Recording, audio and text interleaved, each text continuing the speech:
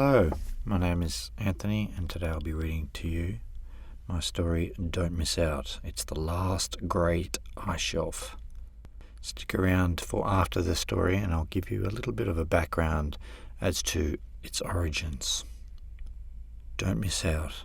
It's the last great ice shelf. Dr. Bale's 2 children watch the seafarer Cutting Edge recede behind them as the solar chopper glides over the sleeted southern waters. Destination, the isolated landmass that is Antarctica. Their father observes the lapping of ice-grey crests, but his mind is on the hotel's debut, the first true test. Being the prime investor, the glory will be all his. He's been meticulous with research and development. There's no doubting his impending success, naturally. He designs his entrances with a touch of showmanship and selects the final transport of the day to make the journey across the frozen landscape. 9-year-old Ramin and 11-year-old Jemima are in awe of the coastal mountains, though for him the hotel's position is purely economic. No one wants a view of vague, pale topography. Might as well look at a painted wall. And for a brief time he considered it. The tourists might come, in part, to see the diminishing ice shelf, but only a fool would build on it.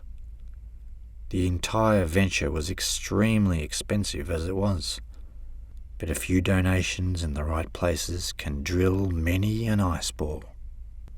The other investors, representatives, management and their offspring make up the remainder of this first weekend of guests. The official opening will be the following Friday, with affluent members of the public, the necessary media hoopla, and some very attractive, overexcited visitors. Must have beautiful faces up front for the cameras. One couple are actually paid actors. Bale was relieved that the debacle over the hotel's name had finally been put to rest. His hand-picked project team had delivered a fiasco.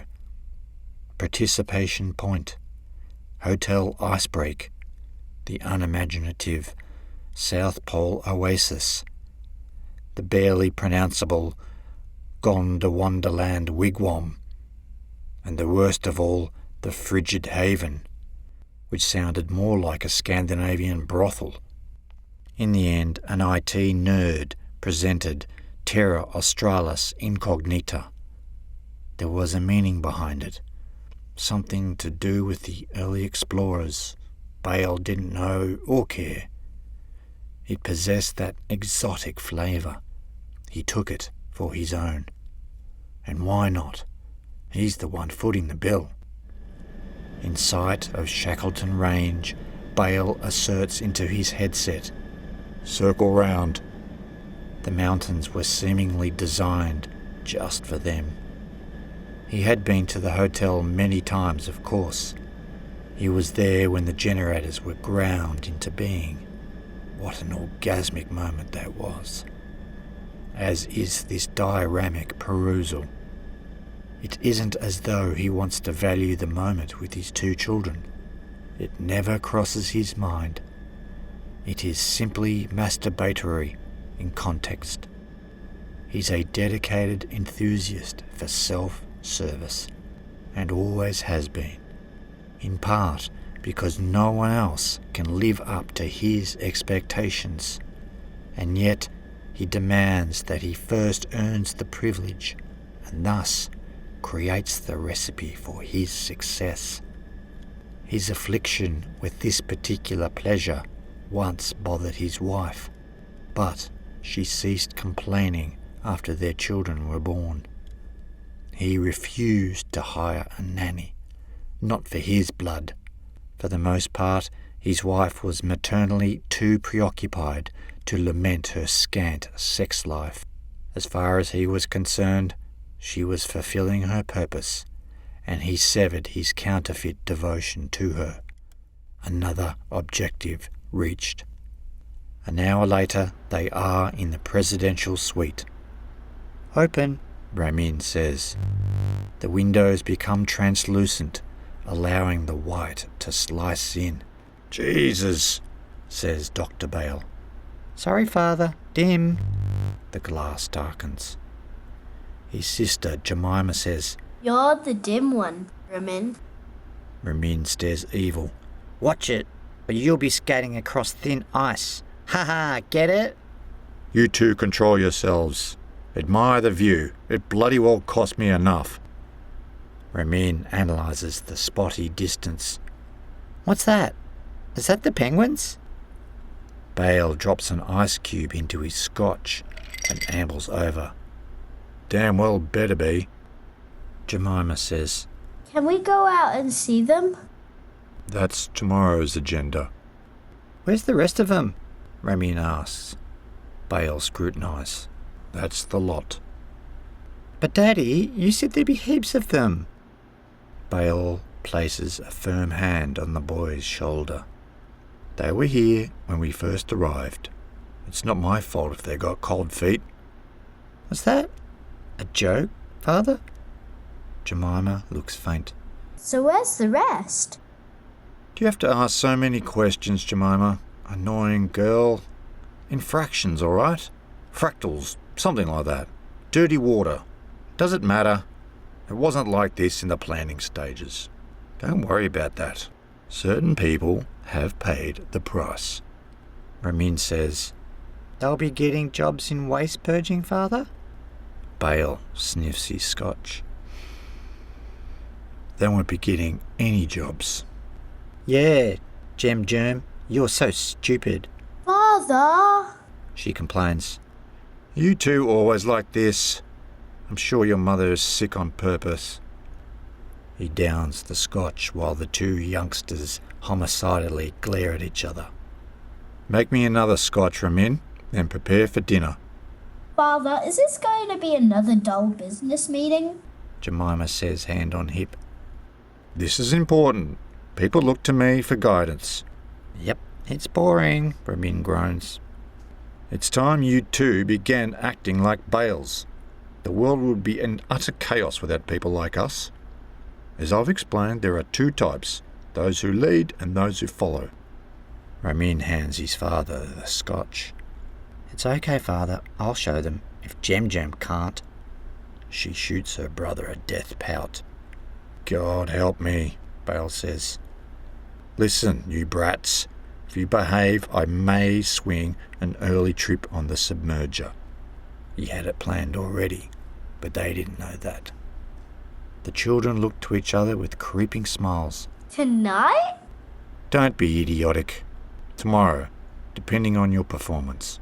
"Maximum attitude, Father." Jemima says. "No, idiot," says Ramin. "It's maximum aptitude." "That's correct, Ramin. Jemima, no need to brown nose. Bale never capitulates, even when all is lost, understand?" He would have to explain the intricacies of brown nosing when they were older. Nothing wrong with getting a little shit on your face, as long as someone else wipes it off. Less than 90 minutes later, while the 160 guests eat, Bale makes his speech. It appears unrehearsed, but that's the point. A brief dot-point scan and 4 scotches are all he needs. And perhaps a taste of that Asian waitress flitting among the front tables. He detects the awe on her face, naturally. After the applause fades, he makes his way to the kitchen. The staff are surprised to see him. They are clearly unnerved. The head waiter rushes over. Bale demands a scotch. The waiter motions to a female kitchen hand. Bale studies her as she locates the bottle and pours him a drink. She's not up to his benchmark. With the glass in his hand, Bale takes the waiter aside. He makes inquiry about the Asian waitress he had observed. Coincidentally, just as the two men converse, she enters. She's attractive, strong-featured, and young. With certain poise, it seems she could be destined for better things. Right now, she is without power and therefore easily manipulated. The waiter obediently approaches her. The girl does not appear enthusiastic. Even after the waiter presents her with the roll of credit vouchers Bale had slipped him, she looks up. Bale applies his Bond look. Uncertainty is the only thing that makes life interesting, provided he gets his way in the end, and that's a certainty. Later, when his children are asleep, Bale makes his way down to the kitchen where the remaining staff members are cleaning up. "You can leave now." "Oh, hello, sir. We just have one more." "Leave now or leave permanently." In a flash, he is alone, but not for long. Just as he pours fresh but inferior kitchen scotch, she appears, loitering coyly at the far end of the tiled workspace like a gunslinger. She might be Chinese, but he can't be certain. Her background is irrelevant. It's her body he wants. There's a provocative manner about her, yet she seems untouched, just how he likes them. Her youth is scintillating. Or perhaps it's the scotch beginning to claim him. He knows he's had too many, but pours another. Neat, no ice, a real man. He raises his glass to her in offering. She declines. He downs half of it. He motions for her to come closer. She remains stationary, not at ease, insubordinate. "Do you like working here?" Bewilderment, then consternation, moves across her face like a shadow. Did she detect a threat? "It's a genuine question," he says. "I saw how efficiently you were working, and I thought, there goes someone who enjoys her job." Her eyes narrow. "I'm not trying to patronize you. I'm sure you actually detest it, but the method is in deceiving yourself. I can relate to that. It goes for anything. Business, relationships, marriage." I like this place. The Antarctica, I mean. He nods. "I knew there was something you were passionate about." I studied ice dissipation at university. "You're not one of those enviro types, are you?" His smirk does not hide his contempt. I never completed my degree. I just want to travel, you know. "We've had infiltrators here before, you see. They were dealt with harshly. I wouldn't recommend it." The recipe for his success. She seems to ignore his remark. I like to meet different people and experience new things. Same as everybody else. He sups his scotch. "I'm arranging a trip for my children tomorrow on the Submerger." Yes? She steps forward. We must work for 6 months before we get to go. I suppose you knew that already. "I didn't, but I do now. I'll look into it." Fabrication is necessary in business. Why would he waste a costly enterprise on staff? "Come closer. It's awkward having a conversation over this distance. You're very intuitive. That's why I didn't patronize you." She looks down. I don't want to jeopardize my position here. "Don't fret, sweetheart. I'm not going to attempt to have sex with you. What was going through your mind? I've got children." He smiles and drains the scotch. Oh, of course. She is somewhat embarrassed and shuffles forward. Sorry. He puts the glass down. "I just want you to stand there a minute. Come closer." She obeys. Okay. Is this a game of some kind? "Everything's a game. Most people are too stupid to realise it. They bunker down on their pointless principles and pretend it all has some higher meaning. He reaches out and grasps her shoulder. Don't move. He unzips his fly and reaches in. She flinches, but his fingers dig into her sinews. I'm not going to touch you beyond this. I will arrange for you to be on the submerger tomorrow. In addition to that, and more importantly, you can keep your job, even if you are a fucking enviro. But if you move, I will have you fired. If you complain, I'll have you up on charges as an infiltrator. You must watch. Do not turn away. He begins masturbating. She can scarcely comprehend what's happening, let alone analyse a way out without compromising herself. Maybe he knows. I come from a long line of Bales. We've always been pioneers.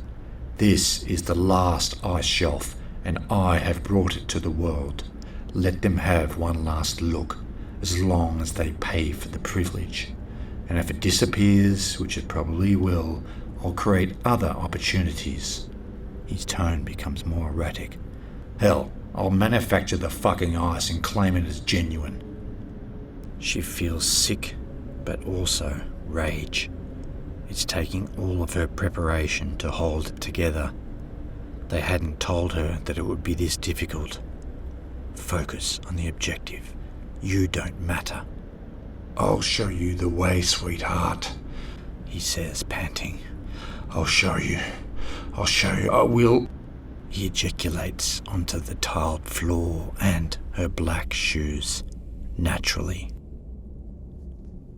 To reach the submerger, they must take a short shuttle trip from the hotel. An infrared turnstile identifies each person. The excitement of those present, the investors, management and their children, drowns out the safety instructions. Soon they are gliding across the grey landscape, patches of rock already free of the dirty white ice, the temperature not what it was. Dr. Bale yawns, his second caffeine having eluded him. He turns to one of the middle management sycophants grinning next to him and says, Environmental concerns, blah blah, let's just get this over with. The man laughs, a tad too eagerly. Ramin gives his father a stern look. Maybe you wouldn't be so tired, father, if you didn't drink so much scotch. Fertile imagination, these kids. Bale resists the urge to smack his son across the face. Prefer to go back, Ramin? I can arrange it. Jemima grins. Please do, father. Ramin turns in time to see the shuttle enter the metal dome. They slide to a halt and exit in accordance with status. Bale's first. The shuttle empties behind them. Down metal stairs to a platform, air crisp, breath showing. They receive more instructions, the hurried version for the executives. A panel slides open and behold, the tall spherical submerger, shaped like a perfect pearl teardrop. The children are wide-eyed with marvel. Bale is droopy, thinking only of coffee and perhaps an afternoon nap. Alert enough to notice, however, that the waitress is a no-show. He will have to monitor her. Any hint of trouble and she will suddenly commit an unforgivable employee error, the recipe for his success. They file into the transport. The floor and part of the curved walls are made of thick, transparent perspex in order to maximize viewing pleasure. At the moment, though, all they can see is the circular metal grille below, the only thing between them and the aqueous chasm. The guide ensures that all are seated and strapped in tight around the periphery. After securing the hatch and more instructions, they are ready. Bale senses claustrophobia swarming in. It's all about control. He does not like situations without it. Are you scared? The bales are not claustrophobic. His father taught him that example. Hours in a storage box, part of the tests. Weakness is for peasants. I am not. Bale fights it back the only way he can. The inner voice calming his inner child. The hangover has allowed his nemesis to creep in. Damn cheap commoner's scotch. The guide is the last to strap in. The grate clanks. The children become quiet, excited yet edgy. The submersible groans. The dark freezing water is revealed, ominous, not yet ready to reveal its secrets. Anxiety settles in, tendrils reaching out to everyone, that is, except Bale. He has won the battle over his panic, for now. The thick steel cable unwinds, lowering the submerger stealthily, almost like a spermatozoa making its way into the canal. Gloom encompasses an immediate night. The open grate diminishes overhead like a train receding from the tunnel mouth. Pitch nightmarish black. Jemima grips her father's forearm. He doesn't reassure her. She needs toughening, like the other scaredy cats around them, some sniffling in fear. Still, he would have to demand that adequate lighting is present in this early stage. The attempt at a mysterious atmosphere is too frightening for children. Floodlights shimmer outwards. Everyone murmurs, more from relief, until the beauty of the spectacle seeps through their diminishing dread. The illumination reveals a colossal valley of ice, a terrifying but stunning unknown universe, more impressive than any penguin visit. Bale knew this, of course. The penguins would always be a letdown, declining habitat and so on. It doesn't matter, as long as the tourists come. The submerger would satiate any apparent qualms. Give them a circus ride and the little people are content. The waters are thick with slush, drifting particles. Tiny amoebas investigate, then ignore. A child presses against the limpid wall, astounded. Beautiful, whispers Ramin. Bale glowers. The boy is a trifle soft, perhaps gay, but there is still time. There is a faraway thud, as though coming from the surface. It did not come from the docking station, or did it? Somewhere close. An unnatural sound, not of nature. A giant net of ripples tracks towards them. It hits the submerger, tilting it violently, a shifting metallic groan, followed by a hush of terrified souls. This part of the ride?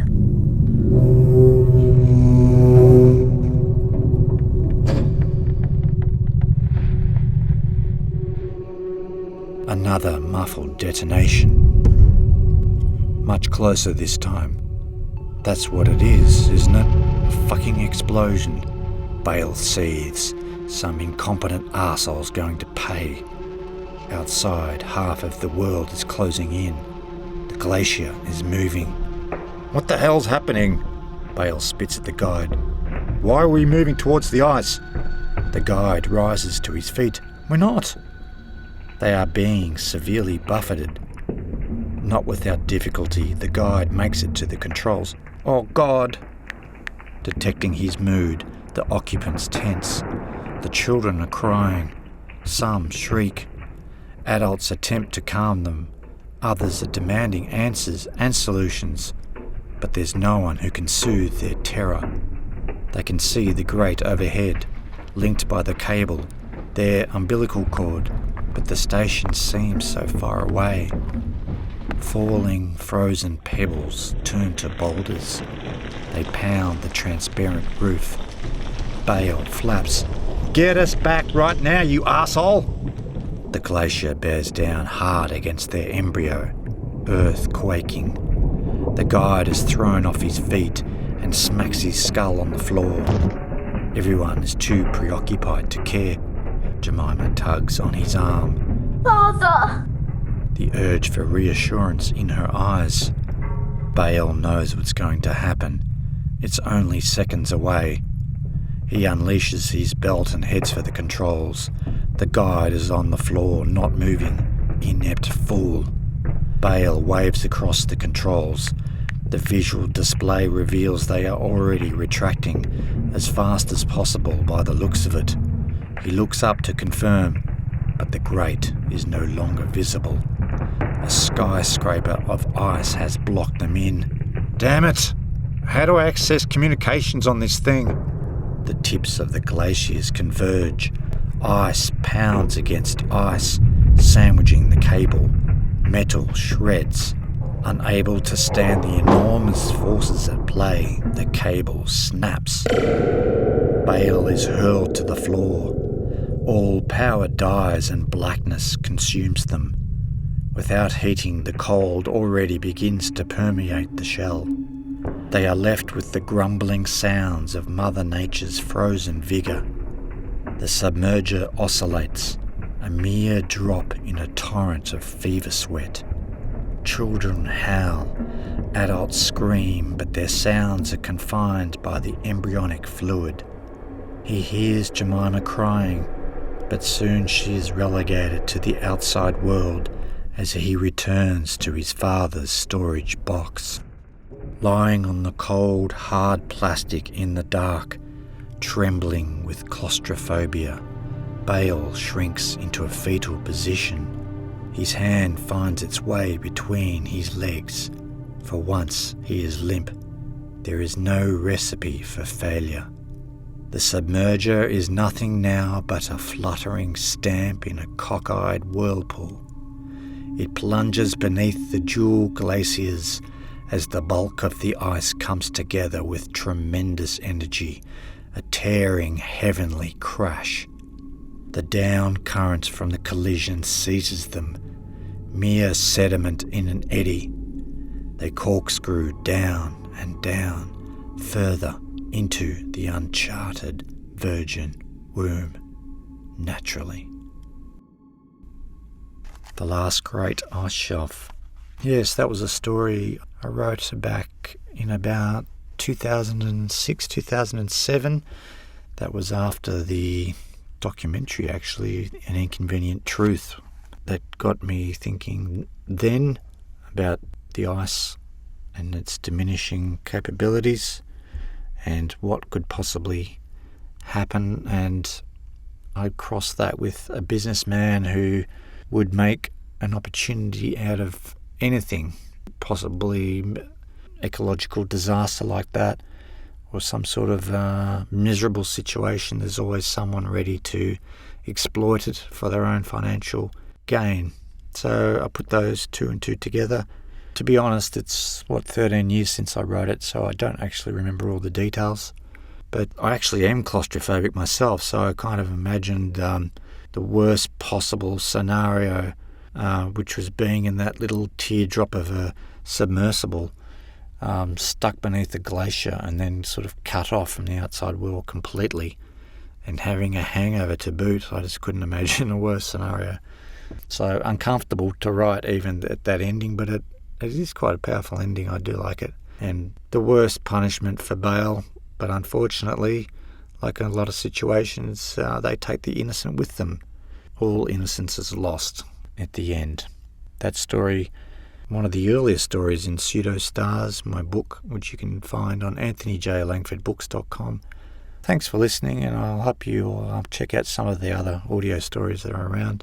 I appreciate you taking the time out today. Cheers.